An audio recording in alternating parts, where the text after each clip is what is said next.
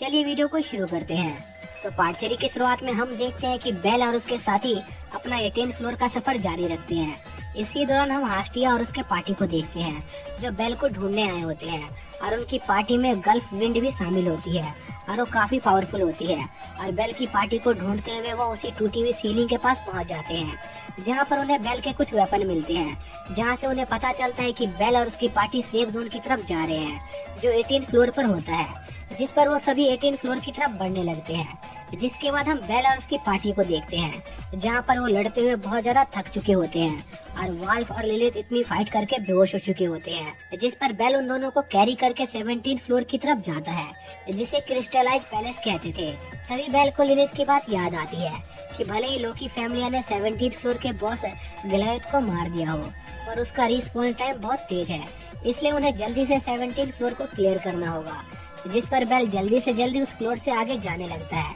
तभी वो देखता है कि गलायत दोबारा रिस्पॉन हो रहा है, जिस पर बेल और तेजी से भागने लगता है, लेकिन वो गलायत उसे पकड़ने वाला होता है, लेकिन वो किसी तरह वहाँ से निकल जाता है और 18 फ्लोर पर पहुँच जाता है और थकान से बेहोश हो जाता है। और जब उसे होश आता है तो वो आयंस को वहाँ पर पाता है, जिस पर वो आयंस से पूछता है कि आखिर वो यहाँ पर क्या कर रही है, जिस पर आयंस उसे बताती है कि वो अपना एक्सपेंडिशन खत्म करके यहाँ पर आराम कर रही है। जिसके बाद बेल आयंस से अपने साथियों के बारे में पूछता है जो अभी भी आराम कर रहे होते हैं और ठीक होते हैं, जिस पर बेल लोकी फैमिली को उन्हें बचाने के लिए शुक्रिया करता है। जिसके बाद आयंस बेल को अपने बाकी साथियों से मिलवाती है जो बेल के पिछले मिनटोर वाली फाइट से काफी इम्प्रेस होते हैं और उसके फैन बन गए होते हैं।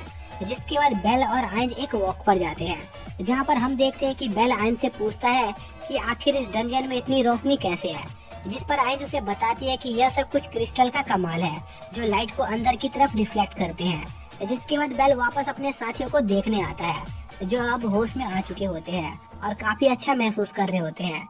तभी आयंस बेल को उनके साथ लंच करने को बुलाती है जहाँ पर आयंस के साथी बेल से पूछने लगते हैं कि आखिर वो अपनी सभी एबिलिटीज को एस रैंक पर कैसे ले गया, और उन सभी के सवाल से बेल थोड़ा घबरा जाता है। तभी बेल को एक आवाज सुनाई देती है और वो देखता है कि उसकी गॉडेस और उसका ग्रुप उसे ढूंढने 18 फ्लोर पर आ चुके हैं। जिसके बाद हरमस बेल को उन लोगों से मिलवाता है जिनकी वजह से वो मुसीबत में फंस गया था। जिस पर मिकोटो इन सभी के लिए बेल से माफी मांगने लगती है, पर वाल्फ और लिलिथ उनको माफ करने के मूड में नहीं होते क्योंकि उसमें उनकी जान जा सकती थी। जिस पर बेल कहता है कि अगर मिकोटो की जगह वो होता तो वो भी शायद वाल्फ और लिलिथ को बचाने के लिए ऐसा ही करता। जिसके बाद उन दोनों ग्रुप की सुलह हो जाती है। जिसके बाद हम देखते हैं कि चिसुका वाल्फ को एक स्वॉर्ड देती है जो हपाइडस ने उसे वाल्फ को देने को कहा था, जिसे देखकर वाल्फ थोड़ा सीरियस हो जाता है। जिसके बाद हम बेल और आयंस को देखते हैं जो आपस में बात कर रहे होते हैं। तभी आयंस बेल से पूछते हैं कि वो लोग यहाँ से कब निकलने वाले हैं, जिस पर बेल कहता है कि वो लोकी फैमिली के यहाँ से जाते ही यहाँ से निकल जाएंगे। जिसके बाद आयंस बेल से पूछती है कि अगर वो कल फ्री है तो वो यहाँ पर मौजूद सिटी घूम सकता है, और बेल ये जानकर काफी शॉक होता है कि इस जगह पर एक सिटी भी है और वो उस सिटी को देखने के लिए काफी एक्साइटेड होता है। जिसके बाद हम देखते हैं कि बेल हेस्टिया के साथ उस सिटी में घूमने जाता है, पर उस सिटी में सारा सामान बहुत महंगा होता है क्योंकि डंजन के बीच में सामान बेचना काफी मुश्किल था। जिसके बाद बेल की मुलाकात उन पब वाले एडवेंचर से होती है जिनकी बेल के साथ लड़ाई हुई थी, और अब वो बेल को परेशान करने के बारे में सोचने लगते हैं, लेकिन आयंस को वहाँ देखकर वो वहाँ से चले जाते हैं। इसी दौरान सारी लड़कियां नहाने चली जाती है। तभी हरमस बेल से बात करने उसे साइड में ले जाता है और बेल को अपने साथ एक पेड़ पर चढ़ाने लगता है, जिस पर बेल थोड़ा कंफ्यूज होता है।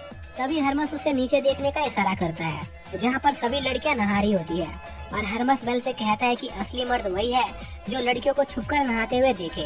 लेकिन बेल को लगता है कि यह गलत है और वो हरमस को रोकने लगता है, लेकिन इसमें वो उस पेड़ से नीचे गिर जाता है और सभी लड़कियां उसे देख लेती है और उसे छेड़ने लगती है। जिस पर बेल वहाँ से शर्माकर भाग जाता है और भागते हुए एक अनजान जगह पर पहुँच जाता है। तभी उसे पास से पानी की आवाज आती है, जिस पर वो वहाँ जाता है तो उसे वहाँ पर ल्यू मिलती है जो वहाँ पर नहा रही होती है। तभी ल्यू को लगता है कि कोई उसे देख रहा है और वो उस डायरेक्शन में अटैक कर देती है, जिस पर बेल उसे माफी मांगने लगता है और कहता है कि वो गलती से यहाँ आ गया है, जिस पर ल्यू उसे माफ कर देती है। जिसके बाद बेल ल्यू का शुक्रिया करता है क्योंकि वो उसे बचाने 18 फ्लोर पर आई थी, जिस पर ल्यू कहती है कि वो वहाँ पर एक और वजह से गई थी। जिसके बाद वो बेल को एक जगह ले जाती है जहाँ पर बहुत सारे वेपन्स गड़े हुए थे, और ल्यू बेल को बताती है कि यह उसके साथियों की ग्रेव है जिनके साथ वो डंजन जाती थी, लेकिन एक दिन उनकी फैमिलियाँ उसके एनिमी फैमिली के ट्रैप में फंस गई। जिसमें उसके अलावा उसके सारे साथी मारे गए। जिसके बाद वो बदले में पागल हो गई और उसने उस फैमिली को पूरी तरह डिस्ट्रॉय कर दिया जिन्होंने उस ट्रैप को बिछाया था, जिस पर गिल्ड ल्यू को ब्लैक लिस्ट कर देती है और ल्यू इतनी लड़ाई से थक जाती है और एक गली में बेहोश हो जाती है।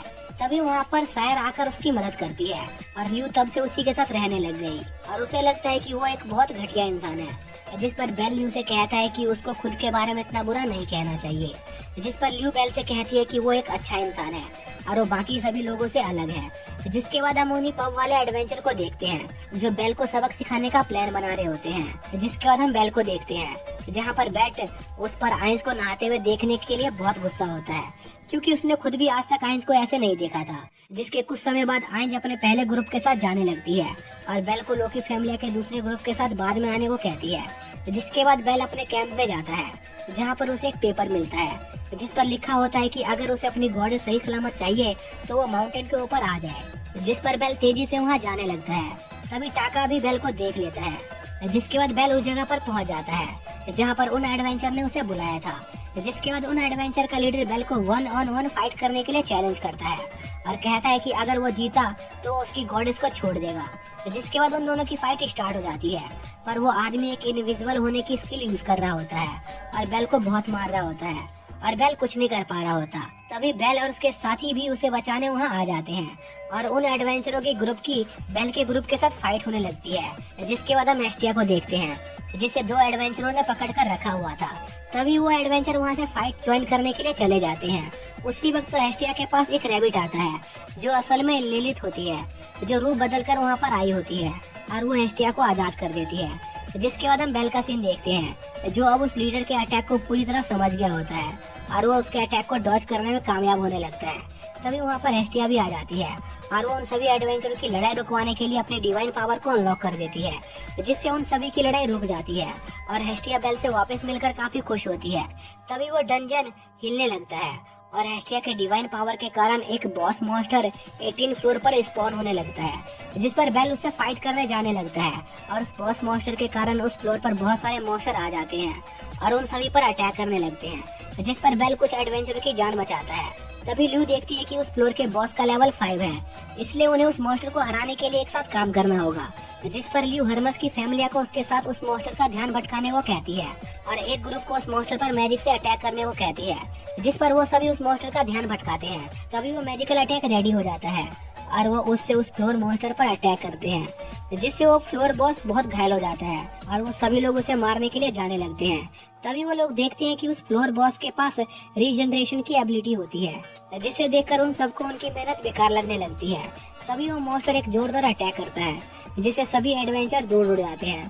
तभी ल्यू वहाँ आ जाती है और बेल और बाकियों से कहती है कि अगर उन्होंने इस मॉन्स्टर को अभी नहीं हराया तो कभी भी यहाँ से बाहर नहीं जा पाएंगे, इसलिए उन सभी को अपनी पूरी जान लगानी होगी। जिस पर बेल अपनी एरोगेंट स्किल और फायर बोल्ट का इस्तेमाल करता है जिससे उस मॉन्स्टर का सिर उड़ जाता है लेकिन उससे भी वो मॉन्स्टर नहीं मरता और बेल पर अपनी सोनिक बीम से अटैक करता है और उसे मारने वाला होता है। तभी टाका उसे बचा लेता है लेकिन इसमें वो दोनों बहुत घायल हो जाते हैं। लेकिन बेल एक बार फिर से उठता है और अपनी एरोगेंट स्किल को चार्ज करने लगता है और वो जैसे जैसे अपनी एबिलिटी को चार्ज कर रहा होता है बैटलफील्ड पर एक बेल की आवाज आने लगती है जिसे सुनकर सभी में थोड़ा जोश आने लगता है। तभी एक एडवेंचर उस मॉन्स्टर को अंधा कर देता है और यह मौका देखकर ल्यू उस मॉन्स्टर पर अपने अल्टीमेट अटैक ल्यूमिनस विंड से अटैक करती है पर उससे भी उस मॉन्स्टर को कुछ नहीं होता और वो मॉन्स्टर ल्यू को पकड़ लेता है। लेकिन तभी मिक्यूटो अपना ग्रेविटेशनल मैजिक यूज करती है जिससे ल्यू उस मॉन्स्टर से बच जाती है। लेकिन तभी वो मॉन्स्टर उस बैरियर से आजाद हो जाता है जिस पर वाल्व उस मॉन्स्टर पर अपने एक मैजिकल स्वॉर्ड से अटैक करता है जिससे एक बड़ा एक्सप्लोजन होता है और इतने समय में बेल की एबिलिटी चार्ज हो जाती है और वो उस मॉन्स्टर पर अटैक करने जाने लगता है और जैसे ही बेल वो अटैक करता है वो पूरा फ्लोर चमकने लगता है। जिसके बाद बेल देखता है कि उस अटैक से भी वो मॉन्स्टर नहीं मरा होता जिस पर बेल जाकर उस मॉन्स्टर के क्रिस्टल को डिस्ट्रॉय कर देता है जिससे वो मॉन्स्टर मारा जाता है और सभी लोग बेल की जीत को सेलिब्रेट करने लगते हैं। तभी हम हरमस को देखते हैं जिसका असली मकसद ज्यूस की लास्ट विश को पूरा करना होता है जो बेल के दादाजी थे और वो बेल को इस वर्ल्ड का लास्ट हीरो बनाना चाहते थे। और इसी के साथ ये सीरीज यहीं पर खत्म हो जाती है।